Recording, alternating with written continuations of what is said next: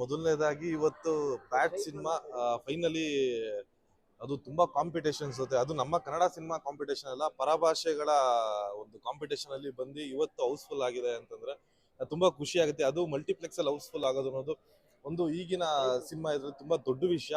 ತುಂಬಾ ಖುಷಿ ಆಗ್ತದೆ. ಹಾಗೆ ಈ ಸಿನಿಮಾ ನೀವು ಕೇಳ್ಬೋದು ಏನಕ್ಕೆ ಈ ಸಿನಿಮಾ ನೋಡ್ಬೇಕು ಏನು ಅಂತ. ಆಫ್ಟರ್ ಉಳಿದವರು ಕಂಡಂತೆ ಒಂದು ರೋಷಾಮನ್ ಎಫೆಕ್ಟ್ಸ್ ಅಲ್ಲಿ ಮಾಡಿರುವಂತ ಸಿನಿಮಾ ಬ್ಯಾಟ್ ಸಿನಿಮಾ. ಇದು ನನ್ನ ಸಿನಿಮಾ ಅಂತ ನಾನು ಹೇಳ್ತಿಲ್ಲ. ನೀವು ಏನು ಒಂದು ₹100 ₹200 ಕೊಟ್ಟು ಸಿನಿಮಾಗ ಬರ್ತಿರೋ ಆ ದುಡ್ಡಿಗೆ ಖಂಡಿತ ಮೋಸ ಆಗಲ್ಲ. ನೀವು ಖಂಡಿತ ಒಂದು ಒಳ್ಳೆ ಎಂಟರ್ಟೈನ್ಮೆಂಟ್ ಜೊತೆ ಈಚೆ ಬರ್ತೀರಾ ಅಂತ ಹೇಳೋದಕ್ಕೆ ಇಷ್ಟಪಡ್ತೀನಿ. ಸರ್ ಎಲ್ಲೆಲ್ಲಿ ಅಂದ್ರೆ ಡಿಸ್ಟ್ರಿಕ್ಟ್ ಸೆಂಟರ್ ಅಲ್ಲೆಲ್ಲ ಹಾ. ತುಂಬಾ ಚೆನ್ನಾಗಿ ಹೋಗಿದೆ ಅಲ್ಲಿ ಅಂತ ಹೇಳ್ತಾ ಹೌದು ಇದ್ದಾರೆ. ಎಲ್ಲೆಲ್ಲಿ ಹೌಸ್ಫುಲ್ ಆಗಿದೆ? ಸರ್, ಈಗ ಒರೈನಲ್ ಹೌಸ್ಫುಲ್ ಆಗಿದೆ, ಮತ್ತೆ ಯಲಂಕ ಗ್ಯಾಲರಿಯಾ ಮಾಲ್ ಅಲ್ಲಿ ಹೌಸ್ಫುಲ್ ಆಗಿದೆ, ಮತ್ತೆ ತುಮಕೂರಲ್ಲಿ 3 ಶೋ ಹೌಸ್ಫುಲ್ ಆಗಿದೆ, ಮತ್ತೆ ಭದ್ರಾವತಿಲಿ ಹೌಸ್ಫುಲ್ ಆಗಿದೆ. ತುಂಬಾ ಖುಷಿ ಆಗ್ತಿದೆ. ಒಂದು ಎರಡನೇ ಸಿನಿಮಾಗೆ ಈ ತರ ಒಂದು ರೆಸ್ಪಾನ್ಸ್ ಬರ್ತಿದೆ, ತುಂಬಾ ಖುಷಿ ಆಗ್ತಿದೆ. ನಿಮ್ಮೆಲ್ಲರೂ ಸಪೋರ್ಟ್ ಹೀಗೆ ಇರ್ಲಿ. ಕನ್ನಡ ಸಿನಿಮಾನ ಉಳಿಸಿ ಬೆಳೆಸಿ, ಹಾಗೆ ಕನ್ನಡ ಸಿನಿಮಾನ ದಯವಿಟ್ಟು ಥಿಯೇಟರ್ಲ್ಲೇ ಬಂದು ನೋಡಿ ಅಂತ ಕೇಳ್ಕೊತೀನಿ.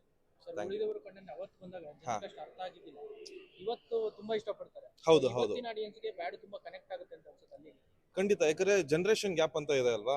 ಈಗ ಒಂದು ಉಳಿದವರು ಕಂಡಂತೆ ಬಂದಿದ್ದ ಇಯರ್ ಹೇಗಿದೆ, ಆಗ ಜನರಿಗೆ ಇನ್ನ ಅಕ್ಸೆಪ್ಟ್ ಮಾಡುವಂತ ಒಂದು ಮೆಂಟಾಲಿಟಿ ಇನ್ನ ಬಂದಿರಲಿಲ್ಲ. ಈಗ ಜನ ತುಂಬಾ ಎಜುಕೇಟ್ ಆಗಿದ್ದಾರೆ ಸಿನಿಮಾ ವಿಷಯದಲ್ಲಿ. ಅಂದ್ರೆ ಎಜುಕೇಟೆಡ್ ಅಲ್ಲ ಅಂತಲ್ಲ, ಎಜುಕೇಟ್ ಆಗಿರೋದು ಯಾವ ತರ ಅಂದ್ರೆ ಈ ಆನ್ಲೈನ್ ಪ್ಲೇಸ್ಮೆಂಟ್ ಅಂತ ಏನ್ ಬಂದಿದೆ, OTT ಪ್ಲಾಟ್ಫಾರ್ಮ್ಸ್ ಅಲ್ಲಿ ಈ ತರ ಸಿನಿಮಾಗಳನ್ನ ನೋಡಿ ನಮ್ ಜನ ಕೇಳ್ತಾ ಇದಾರೆ ಕನ್ನಡ ಸಿನಿಮಾದಲ್ಲಿ ಈ ತರ ಕಂಟೆಂಟ್ ಬೇಕು ಅಂತ. ಅವ್ರು ಕೇಳೋ ರೀತಿ ಈಗ ಉಳಿದವರು ಕಂಡಂತೆ ಆಫ್ಟರ್ ಬ್ಯಾಟ್ ಸಿನಿಮಾ ಬಂದಿದೆ ಅಂತ 100% ಹೇಳ್ಬಲ್ಲೆ. ಥ್ಯಾಂಕ್ ಯು ಸರ್, ಒಳ್ಳೆದಾಗಲಿ ಸಿನಿಮಾ. Thank you.